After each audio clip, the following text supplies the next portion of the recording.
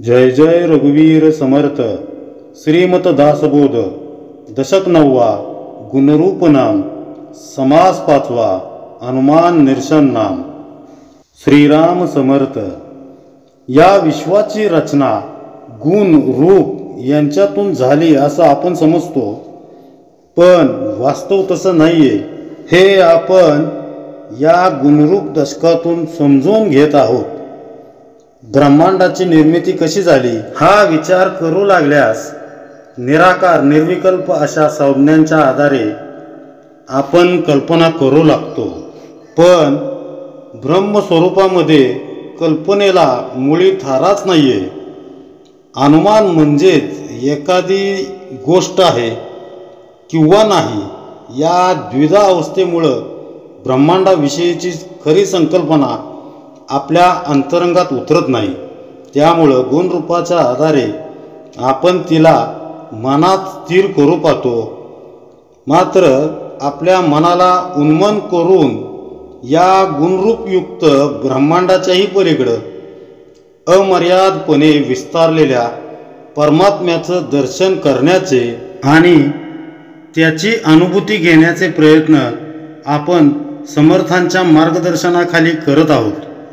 या प्रयत्नात आपण खरं ज्ञान अर्थात जानपणाचं महत्त्व मागील समासात जाणून घेतलं, समजून घेतलं। ज्ञानानं प्रथम अज्ञान दूर होतं व नंतर ते ज्ञानही विलीन होतं व अद्वैत बोधाची अनुभूती येऊन संपूर्ण समाधान लाभतं। हे पटल्यावर श्रोत्यानं म्हणजेच कल्याण स्वामी तुम्हा आम्हा प्रत्येकाच्या मनातील अनुभव अनुमान समर्थांसमोर प्रश्न रूपाने ठेवतात। श्रीराम।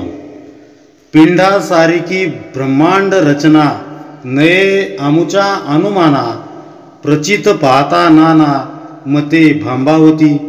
म्हणजे श्रोते येथे विचारत आहेत की पिंडासारखीच ब्रह्मांडाची रचना आहे असे सर्व सांगतात, ते आमच्या तर्काला पटत नाही। त्याची प्रचिती पटावी म्हटले तर अनेक मतांचा गोंधळ दिसून येतो। जे पिंडी तेची ब्रह्मांडी ऐसी बोला वयाची परवडी, हे वचन घडीने घडी तत्वज्ञ बोलती। म्हणजे जे पिंडी तेची ब्रह्मांडी अशी बोलण्याची एक पद्धत पडली आहे। तत्वचिंतकही हे वाक्य वारंवार बोलतात। बघा, आपणही सहज बोलतो जे पिंडी तेच ब्रह्मांडी, म्हणजे जे पिंडी ते ब्रह्मांडी असं म्हणण्याची जणू फॅशनच झाली आहे। अशी काहीतरी वाक्य बोलून मी मोठा तत्वचिंतक आहे किंवा परमार्थिक अधिकारी आहे अशी प्रौढी मिरवण्यात बरेच जण धन्यता मानत असतात। शास्त्रार्थाची मोडतोड करून स्वार्थासाठी लोकेशनेसाठी ते वापरण्याची परंपरा अगदी देवादिकांपासून चालत आली आहे। ज्यावेळी रामायणात राजा दशरथानं जेव्हा रामाला अयोध्येचं युवराजपद देण्याचं निश्चित केलं, तेव्हा इकडं स्वर्गात देवांच्या गोटात चिंतेचं वातावरण होतं। त्यांचा स्वार्थी विचार असा होता की राम जर युवराज झाला तर तो अयोध्येच्या बाहेर कधी पडणार नाही, लंकेला कधी जाणार, रावणाचा वध करणार तरी कधी, आणि स्वर्ग सुख उपभोगण्याची स्वायत्तता आपल्याला कधी मिळणार। त्यासाठी रामाला अयोध्येच्या बाहेर काढलंच पाहिजे असा विचार करून देवांनी सरस्वती मातेची करुणा केली, तिचे चरण धरले व तिला विनवू लागले, माते विद्या बुद्धीच्या आधारे तू असं काहीतरी कर जेणेकरून रामाला राज्याभिषेक न होता तो वनवासात जाईल। देवी सरस्वती अतिशय आश्चर्यचकित झाली। ती विचार करू लागली, ती विचारात पडली की देव असा निंद विचार करू तरी कसा शकतात। विचारमग्न सरस्वतीला मग देव समजावून सांगू लागले, आम्ही कुठं तुला नीतीच्या विरुद्ध जायला सांगतोय।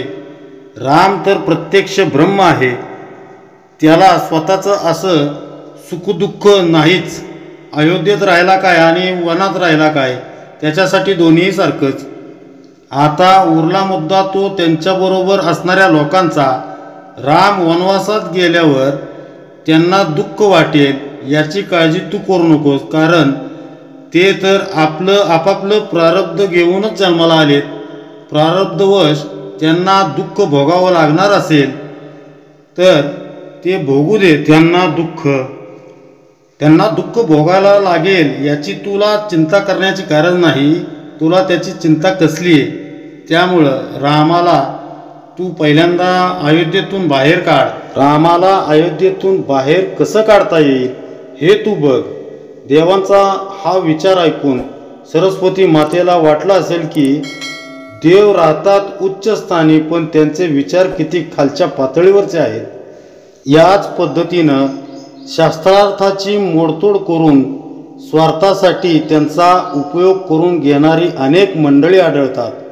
पिंडी ते ब्रह्मांडी हे वाक्य किंवा त्याचसारखं एखादं तत्व आपल्याला समजलंय अशा भ्रमात ते निवांत असतात. पण जेव्हा एखादी गोष्ट त्यांच्यावर उलटते तेव्हा ते तत्वज्ञान लागलीच विसरून जातात, कारण तो सगळा स्वतःला चिटकून घेतलेल्या उपाधींचा भाग असतो. गरज संपताच किंवा शब्द उलटताच ते उपाधी झटकून टाकून मोकळे होतात. स्वार्थासाठी, स्वहितासाठी जे पिंडी ते ब्रह्मांडी यासारखं वाक्य ते सहजगत्या वापरतात. मात्र मनाविरुद्ध काही घडल्यास त्यांच्या अंतरंगातील मत्सर डोकंवर काढू लागतो व दुसऱ्यांच्या सुखाकडे पाहून हे दुःख माझ्या वाट्याला का असा ते विचार करू लागतात. त्यावेळी मग पिंडी ते ब्रह्मांडी ही त्यांची ऐक्य भावना कुठं लोप पावते कुणास ठाऊक. ज्या पंचमहाभूतांपासून मी बनलोय त्याच पंचमहाभूतांपासून हे ब्रह्मांडही बनले. ज्या परमात्म्यापासून मला चैतन्य मिळाले त्याच परमात्म्यापासून ब्रह्मांडालाही चैतन्य मिळाले. ही त्यांची विचारधारा लागलीच आटून कशी जाते कोणास ठाऊक. यावरून हे सिद्ध होतं की आपलं शास्त्र हे अनुमानाचं शास्त्र आहे. ज्या ज्या वेळी जे जे सोयीचं असतं त्या त्यावेळी ते आपण स्वीकारतो, पण जेव्हा तेच गैरसोयीचं ठरू लागतं तेव्हा पारोसे कपडे उतरून ठेवावेत तसं आपण ते तत्वज्ञान सहजपणे बाजूला ठेवून देतो. आणि तेही कसं? समर्थ याला अगदी चपलक शब्द वापरतात. घडीने घडी म्हणजेच वारंवार स्वतःच्या सोयीनुसार. समर्थ म्हणतात, गरीब, अडाणी, खेडूत लोक विश्वासानं, श्रद्धेनं, भवसागर तुलनेनं लवकर तरून जातात, पण विद्वान, शहरी, श्रीमंत तर्कबुद्धीमध्ये अडकून पडू शकतात. त्यांचा संत वचनांवर पटकन विश्वास बसू शकत नाही.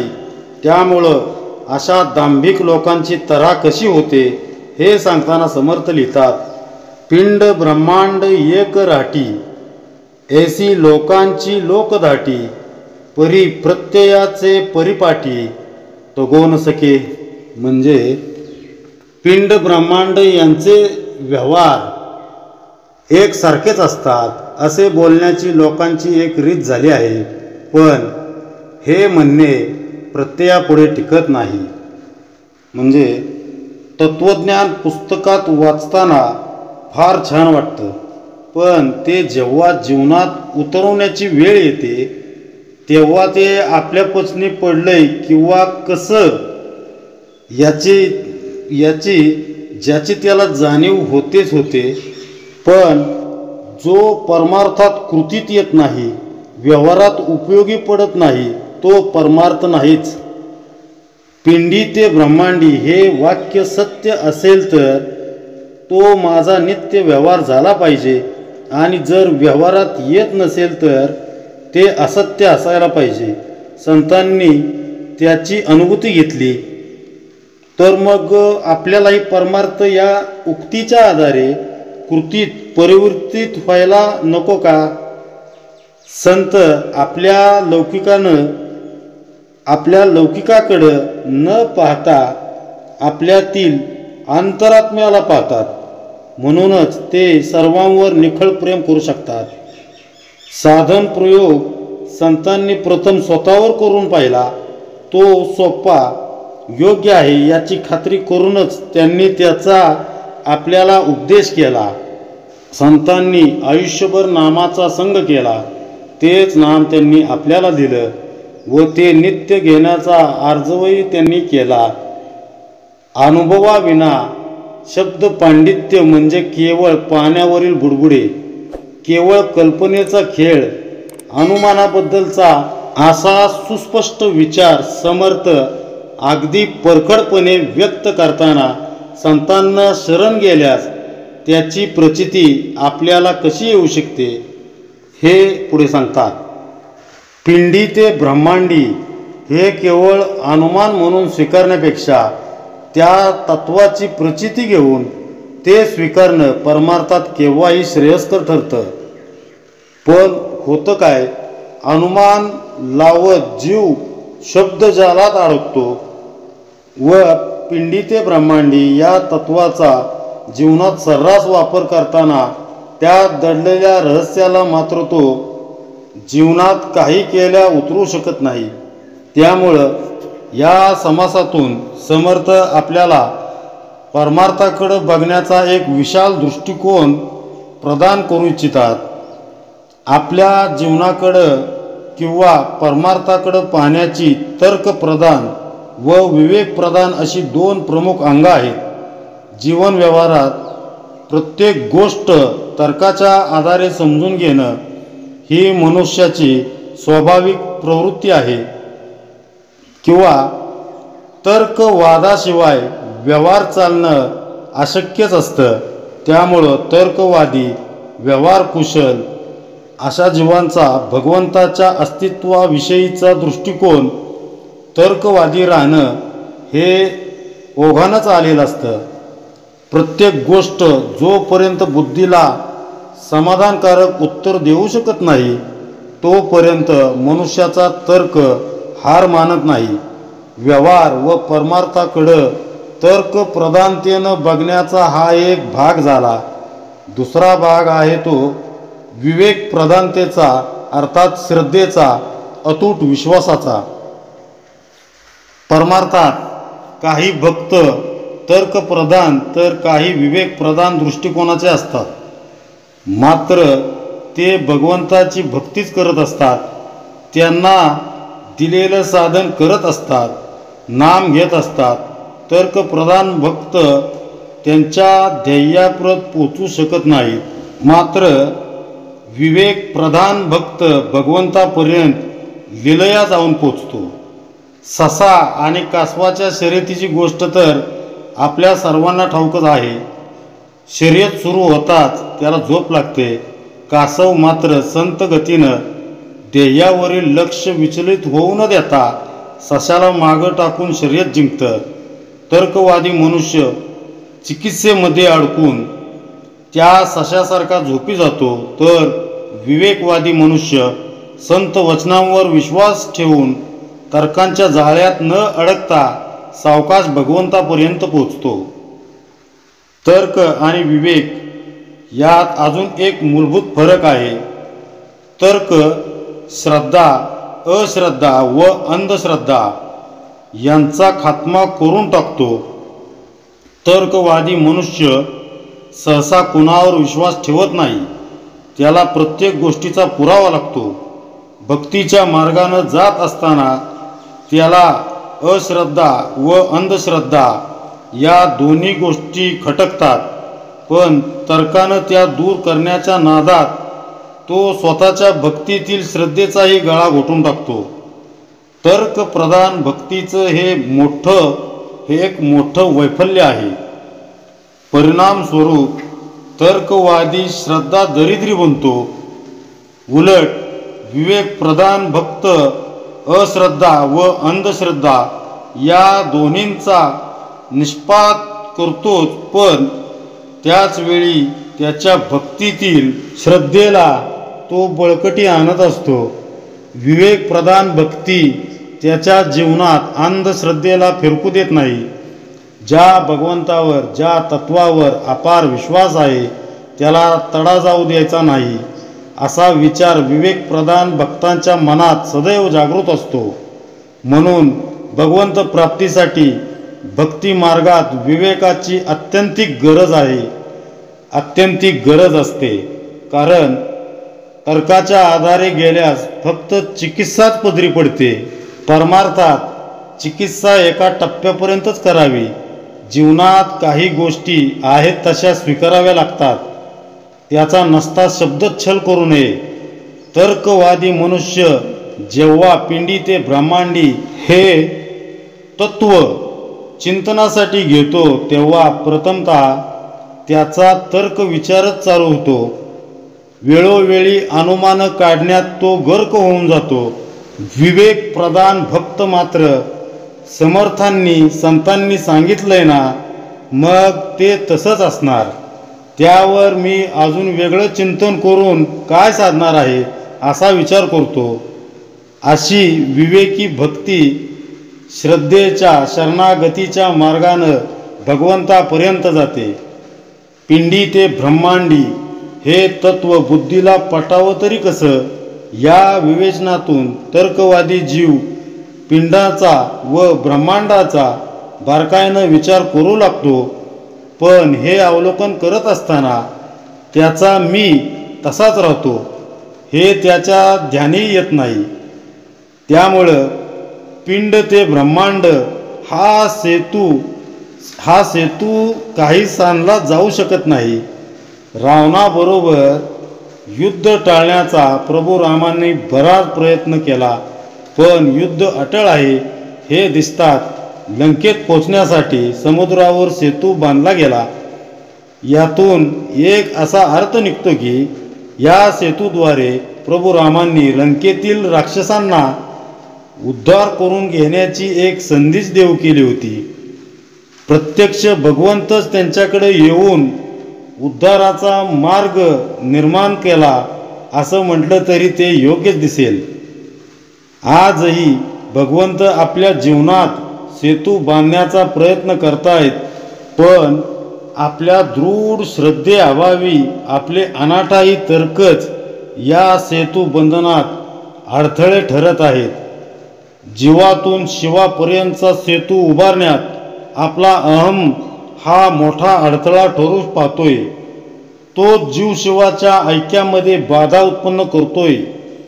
तर्कवादी मनुष्य त्याच्या प्रगतीमध्ये स्वतःच एक मोठा अडसर बनून राहतो. संत वचनांवर ज्याचा चटकन विश्वास बसला त्याचं काम तिथंच पूर्ण होऊन जातं. पण असा मनुष्य फार क्वचित आढळतो. बाकीचे सारे तर्काच्या, चिकित्सेच्या आणि अनुमानाच्या मार्गानंच जाणं पसंत करतात. असा मनुष्य मग शास्त्रांच्या मदतीनं पिंडी ते ब्रह्मांडी या तत्वाचा विचार करू लागतो. आता शास्त्र काय ते आपण बघू. स्थूळ सूक्ष्म कारण महाकारण हे चारी पिंडीचे देह जाण, विराट हिरण्य अव्याकृत मूळ प्रकृती हे कोण. ब्रह्मांडीची म्हणजे स्थूळ सूक्ष्म कारण आणि महाकारण हे चार पिंडाचे देह आहेत असे जाण, व विराट हिरण्य अव्याकृत आणि मूळ प्रकृती हे ब्रह्मांडाचे चार देह आहेत. शास्त्रानुसार पिंडांचे चार देह आहेत, स्थूल सूक्ष्म कारण व महाकारण. तसं ब्रह्मांडाचे देखील चार देह आहेत, विराट हिरण्य अव्याकृत व मूळ प्रकृती. आपल्या चर्मचक्षूंना पिंडाचा स्थूल तर ब्रह्मांडाचा विराट देह दिसतो. आपलं ज्ञान हे स्थूल व विराट देहापुरतंच मर्यादित आहे. आपल्याला प्रथम पिंडातील सूक्ष्म कारण व महाकारण देहांची अनुभूती यायला हवी. आज ती आपल्याला नाही. थोडीफार सूक्ष्म देहाची अनुभूती असू शकते, पण कारण व महाकारण देह हे आपण केवळ शब्दांनीच ओळखतो. हेच ब्रह्मांडाच्या बाबतीत आहे. विश्वाच्या विराट रूपाचं दर्शन आपल्याला घडतं त्यापैकी काहीच भाग आपण पाहू शकतो. त्यातील जाणीवरूप हिरण्य देह आपल्याला अजिबात ठाऊक नाही. अव्याकृत व मूळ प्रकृतीबद्दल तर न बोललेलंच बरं. इथं आपल्याला अनुमान व प्रचिती यांतील फरक स्पष्टपणे कळून येतो. तत्व केवळ शब्दाधारे माहीत असणं व जीवनात सत्यत्वानं उतरणं हाच तो अनुमान व प्रचितीमधील फरक आहे.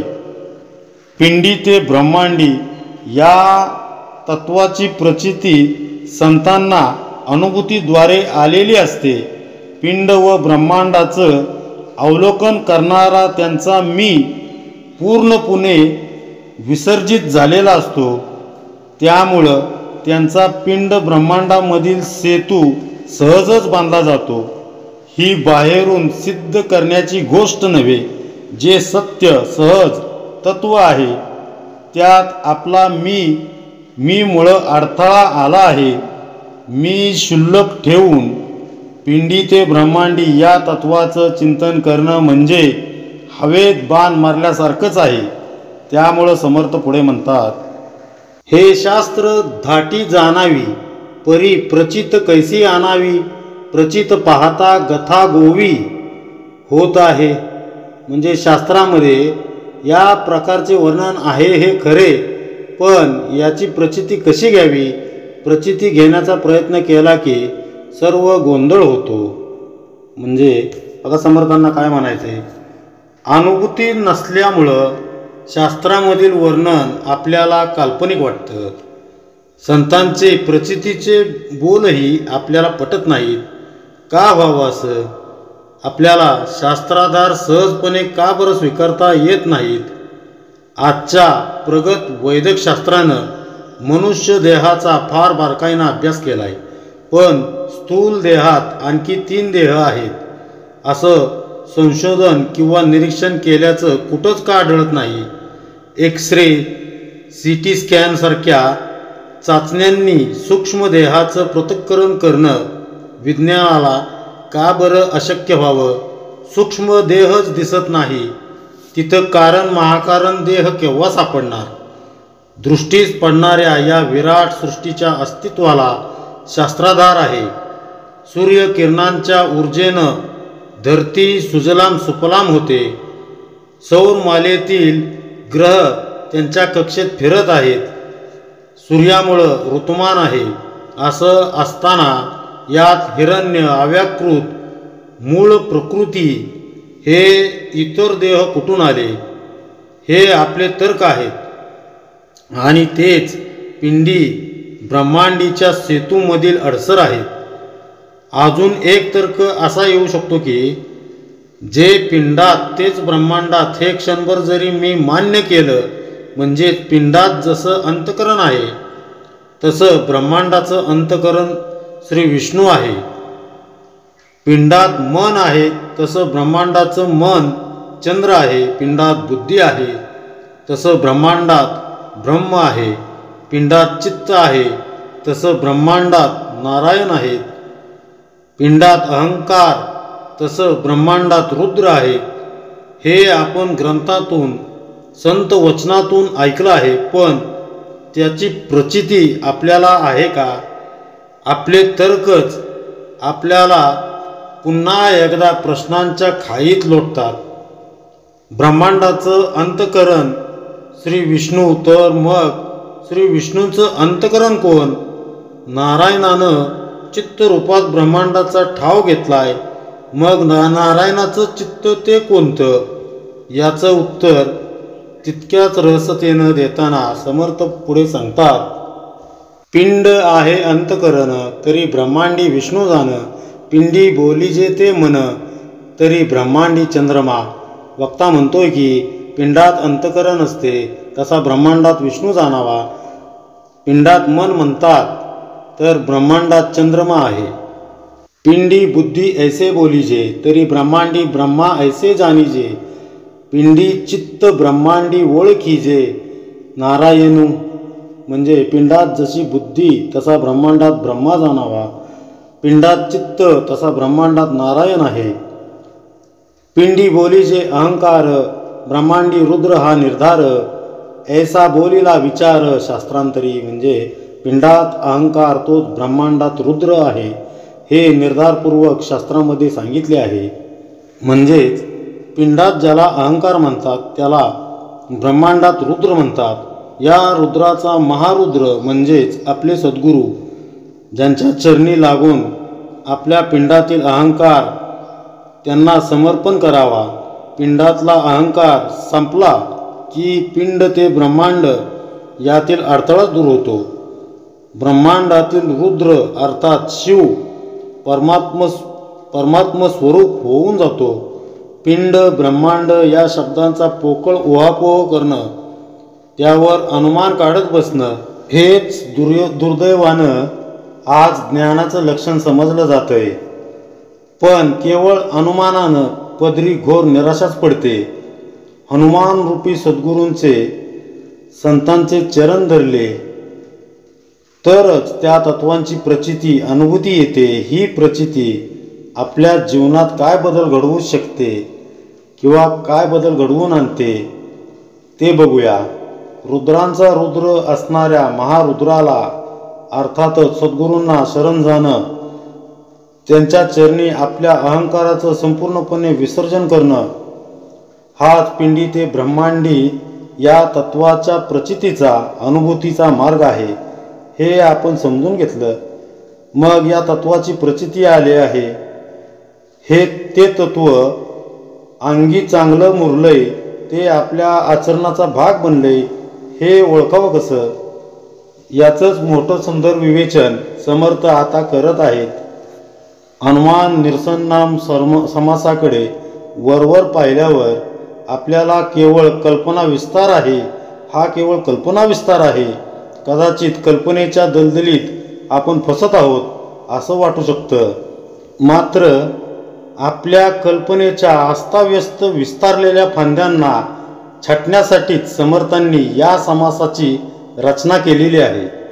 मनुष्याच्या अनुमानाला खरोखरीच अंत नाही.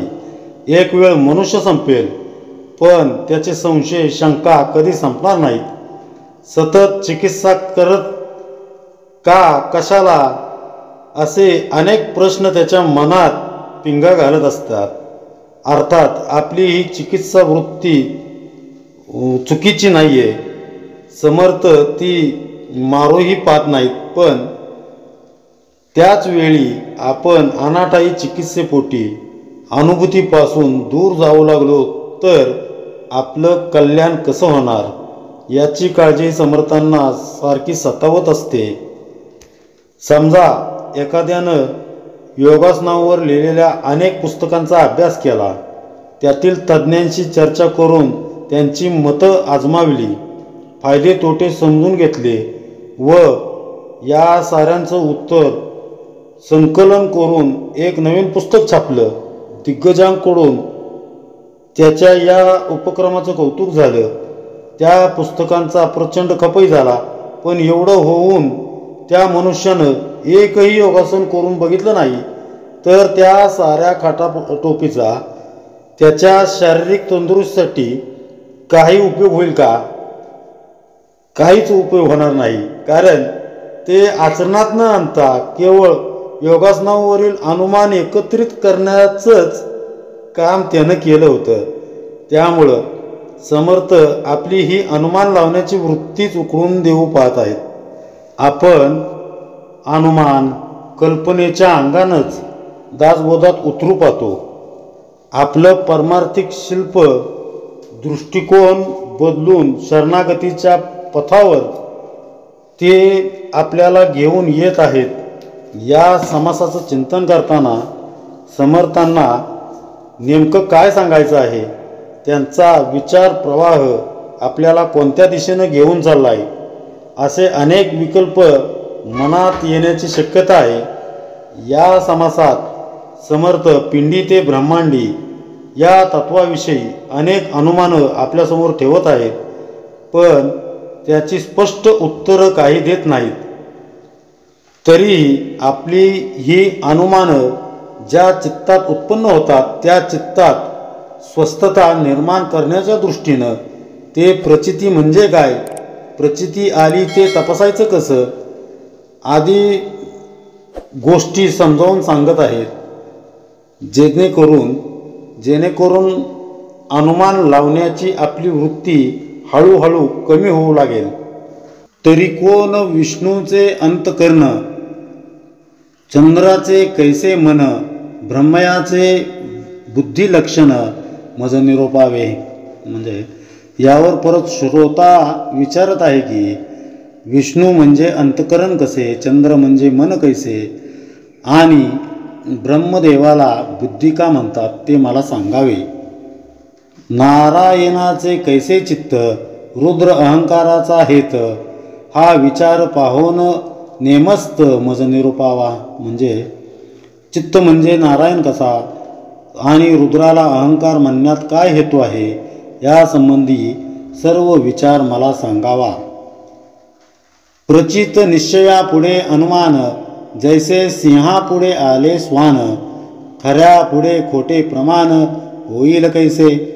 म्हणजे अनुभवाच्या निश्चयापुढे अनुमान म्हणजे सिंहापुढे कुत्रे यावे तसे आहे, खऱ्यापुढे खोटे कसे टिकून राहील.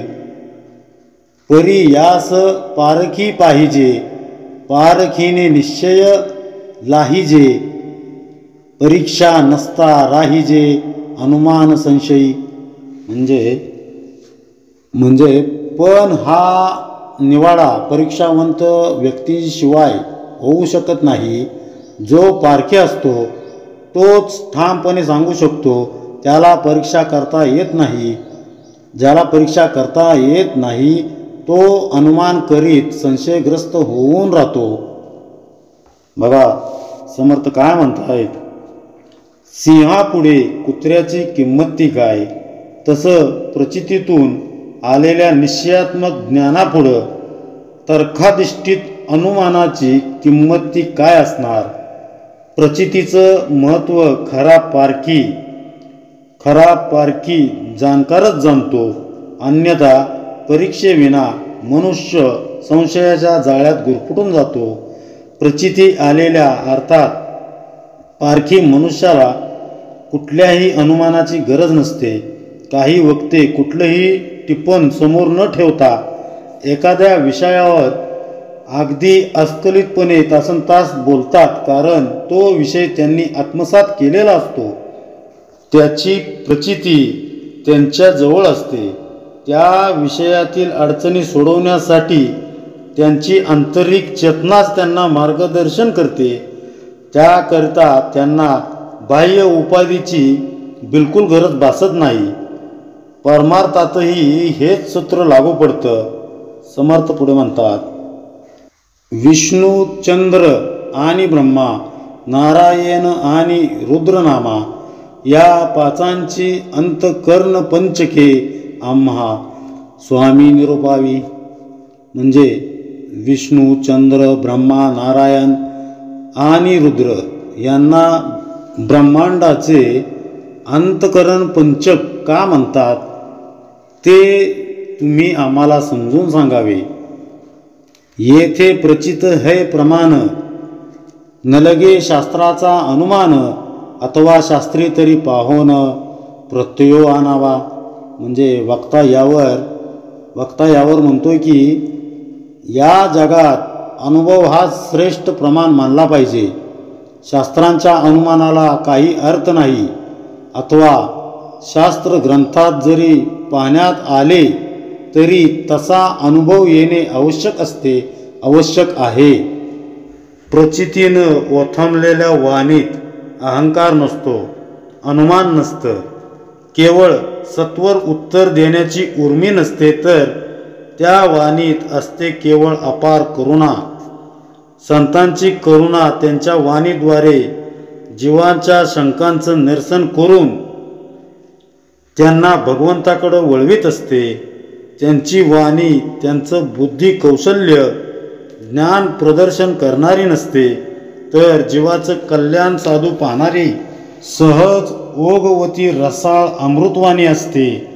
त्यांच्या वाणीचं आणखी एक वैशिष्ट्य म्हणजे शास्त्र ग्रंथातून निघणाऱ्या अनुमानांना त्यात विशेष महत्त्व नसून प्रत्यक्ष अनुभव हाच त्यांच्या वाणीचा आधार असतो. त्यामुळं संतांचं सांगणं मार्मिक असून ते आपण आचरणात आणावं असं त्यांना वाटत असतं. डॉक्टर होण्यासाठी कितीतरी पुस्तकांचं अध्ययन करावं लागतं. शरीरशास्त्राचा सूक्ष्म अभ्यास करावा लागतो. प्रात्यक्षिकं करावी लागतात. पण एखादा रुग्ण समोर आल्याशिवाय डॉक्टर त्याला कुठल्या जाडजूड पुस्तकातले संदर्भ सांगत बसत नाही, तर त्याला तात्काळ बरं कसं वाटेल या उद्देशानं काही औषधं घ्यायला सांगतो. केलेल्या अभ्यासाचा योग्य तत्पर वापर म्हणजेच प्रचिती. संत हे परमार्थातील डॉक्टरच आहेत. भवरोग्याला मोठमोठाले ग्रंथ वाचायला न सांगता ते त्याच्या असमाधानाच्या रोगावर त्यांनी सर्व शास्त्रांचं मंथन करून शोधून काढलेलं औषध अर्थात भगवंत नाम घेण्यास सांगतात.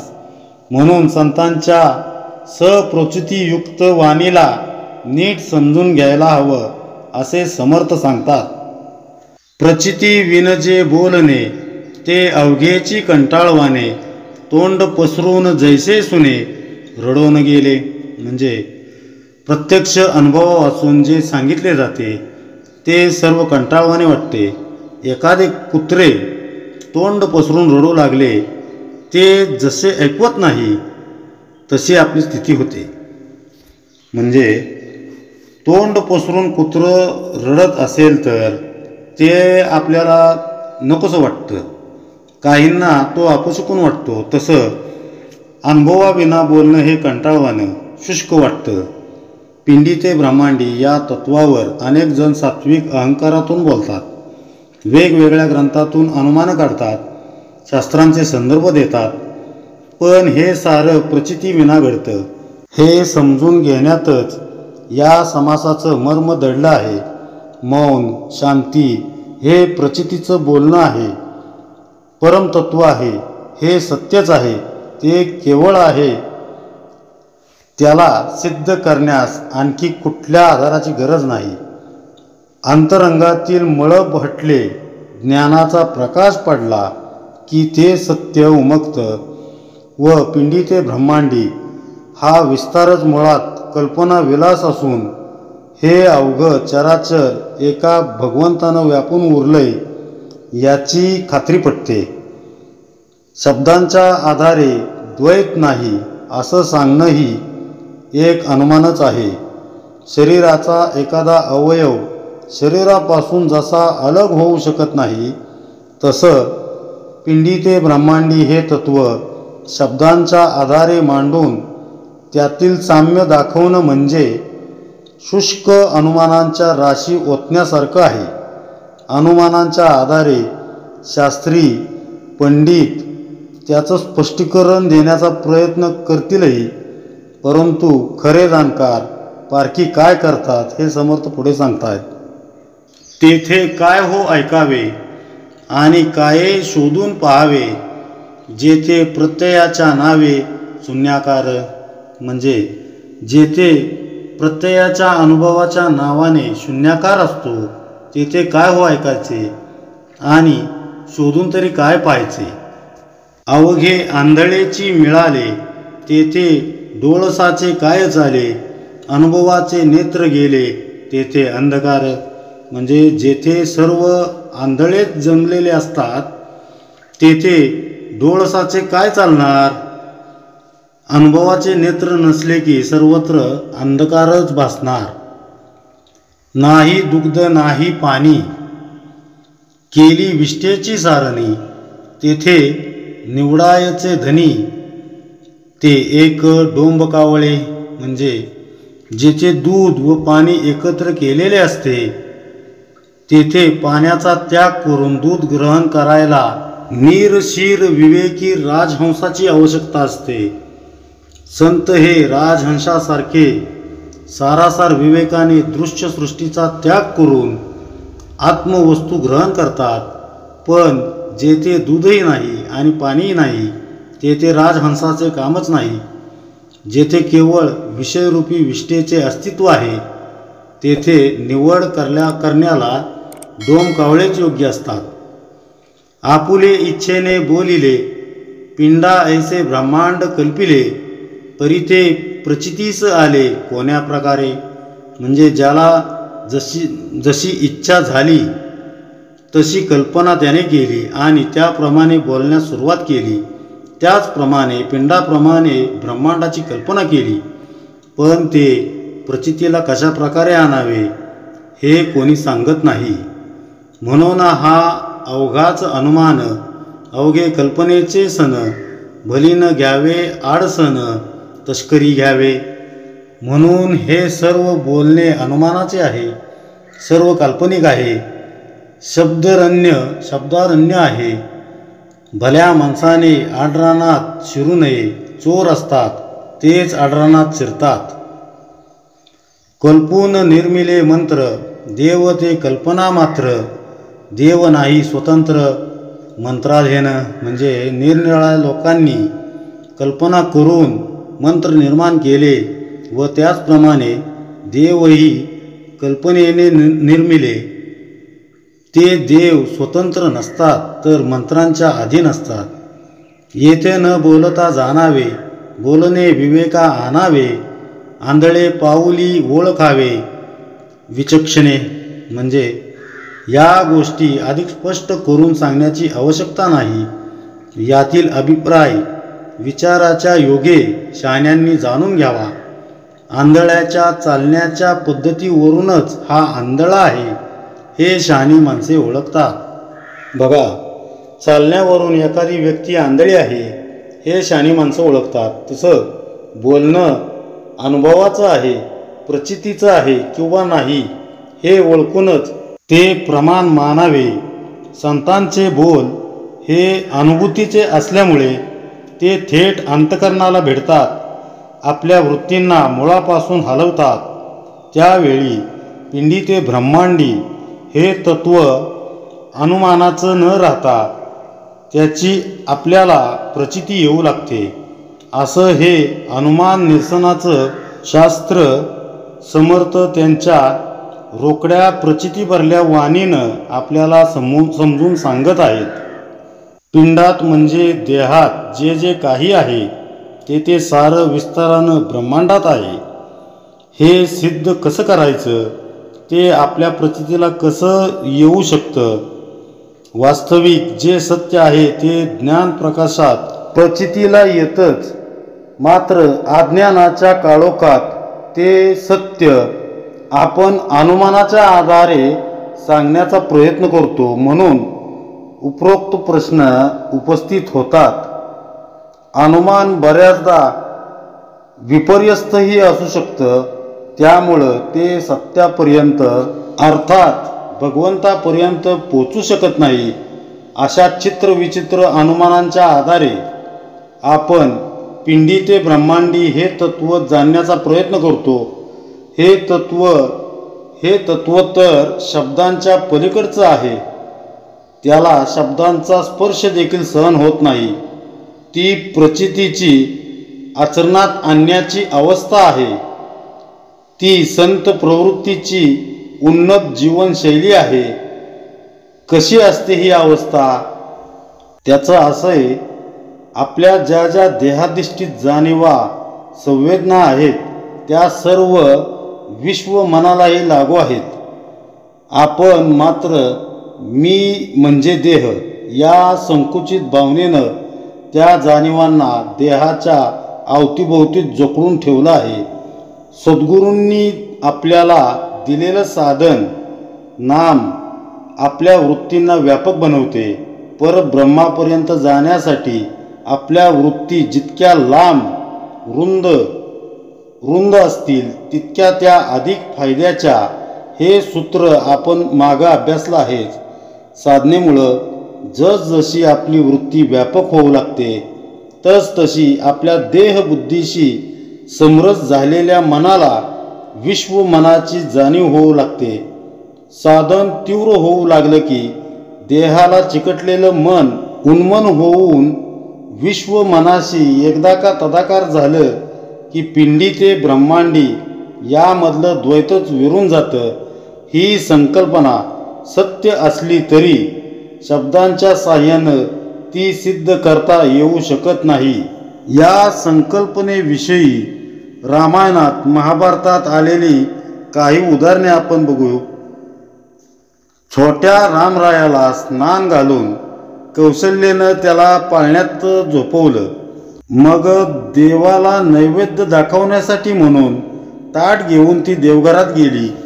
देवाला नैवेद्य दाखवला व रामाला झोप लागली.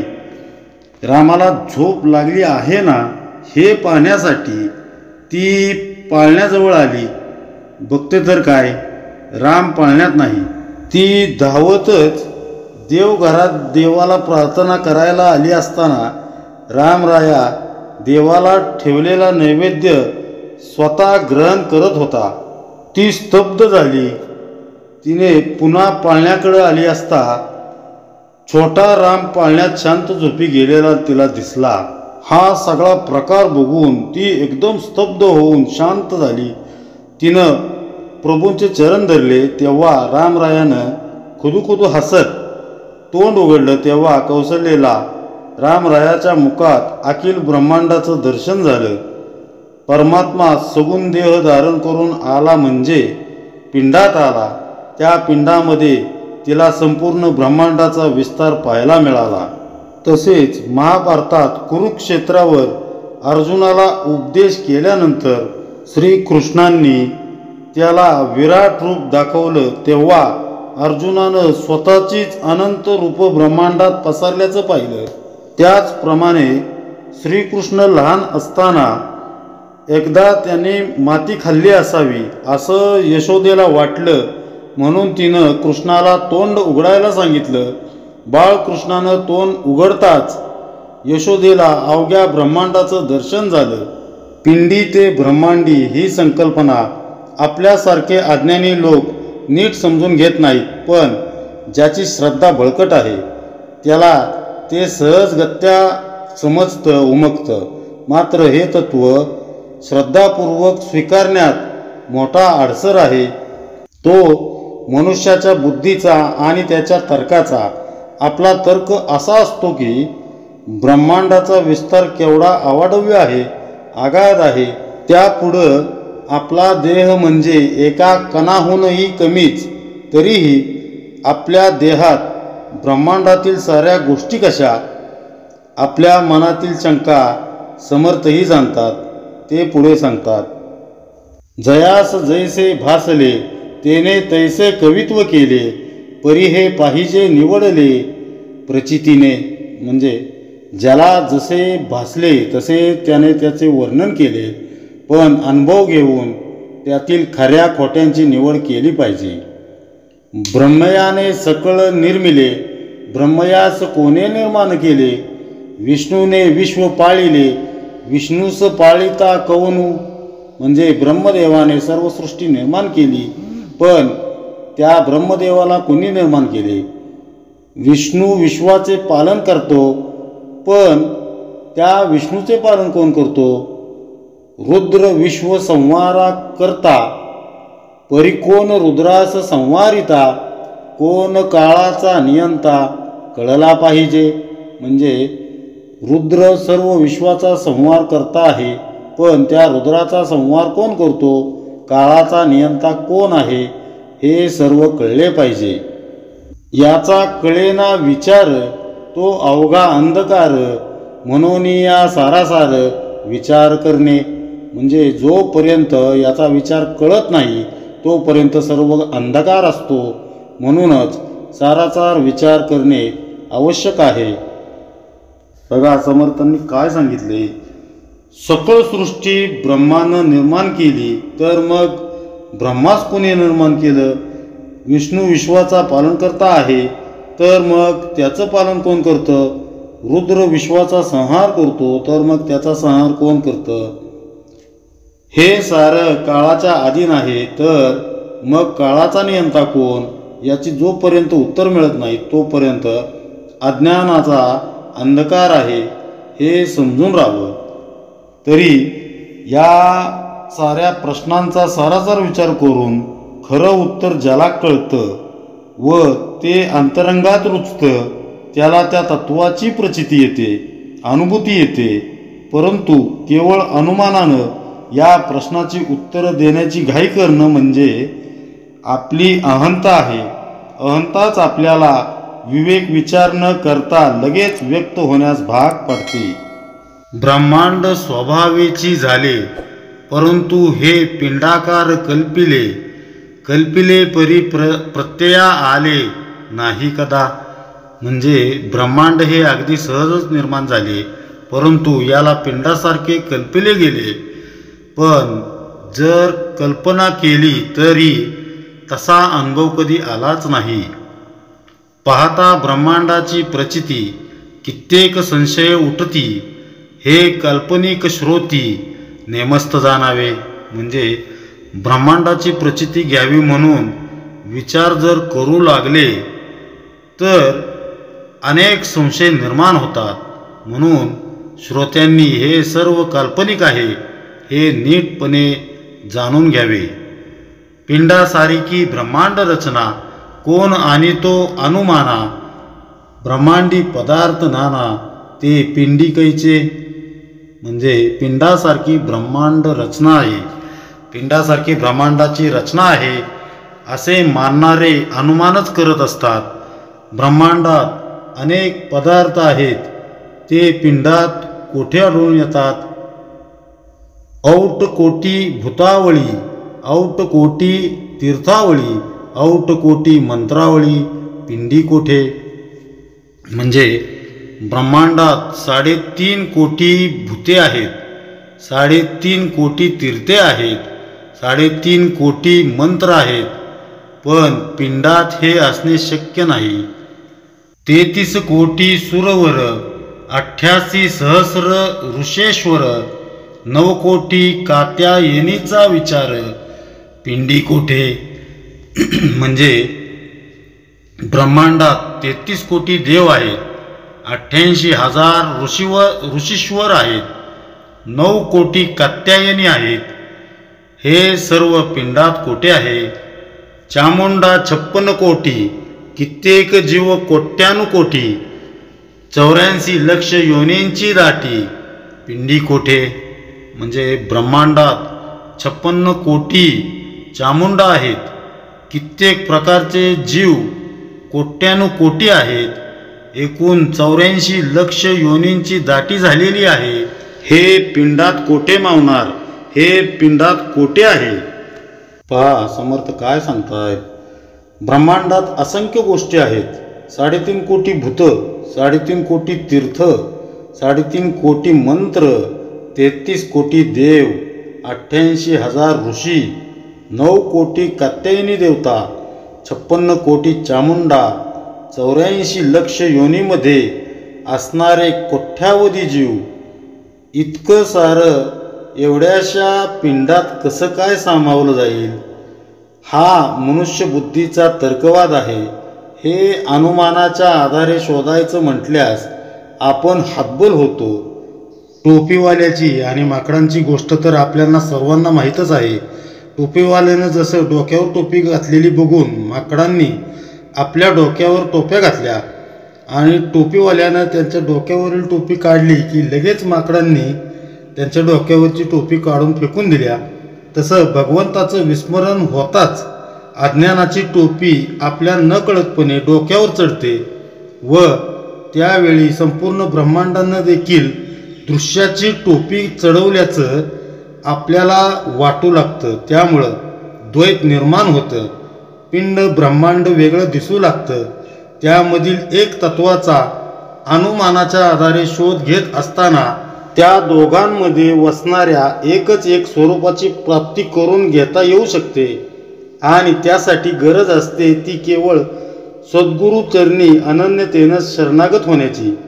सद्गुरू कृपेनं त्यांनी दिलेलं साधन अविरत करत भगवंताचं अखंड अनुसंधान ठेवल्यास अज्ञानाची टोपी गळून पडते त्यावेळी ब्रह्मांडाची दृश्याची टोपी देखील उतरली जाते. अनुमानाच्या आधारे पिंडी ते ब्रह्मांडी ह्या आपल्या शोध मोहिमेची गती थंडावते आणि स्वस्वरूपाची अनुभूती येते. समुद्राच्या पाण्याचा एक थेंब म्हणजे पिंड व समुद्र म्हणजे ब्रह्मांड अशी कल्पना आपण जर केली, समुद्राच्या पाण्याचे सारे गुणधर्म त्या थेंबात असतातच, पण तो थेंब म्हणजे समुद्र होऊ शकत नाही. वास्तविक समुद्राच्या पाण्याच्या थेंबाला वेगळं काढून बघणं, त्याला समुद्र समजणं हेच अज्ञान आहे. अशीच काहीशी विचित्र अवस्था पिंडी ते ब्रह्मांडी या तत्वाचा शोध घेताना आपली होत असते.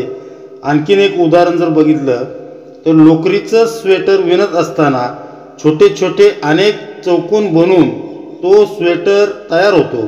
प्रत्येक चौकोन त्या स्वेटरचाच एक भाग असतो. तसं पिंड व ब्रह्मांड पंचमहाभूतापासूनच बनलेले आहेत. पिंड महाभूतांचाच एक छोटासा भाग आहे. मग तो वेगळा कसा काय होऊ शकेल? मग तो वेगळा कसा असू शकेल? महाभूत मूळ प्रकृतीतून निर्माण झाली व मूळ प्रकृती मूळ पुरुषापासूनच निर्माण झाली, हे सूत्र आपण अगोदर अभ्यासलेलं आहे. असं असताना मी अर्थात पिंड भगवंतापासून वेगळा कसा काय असू शकतो?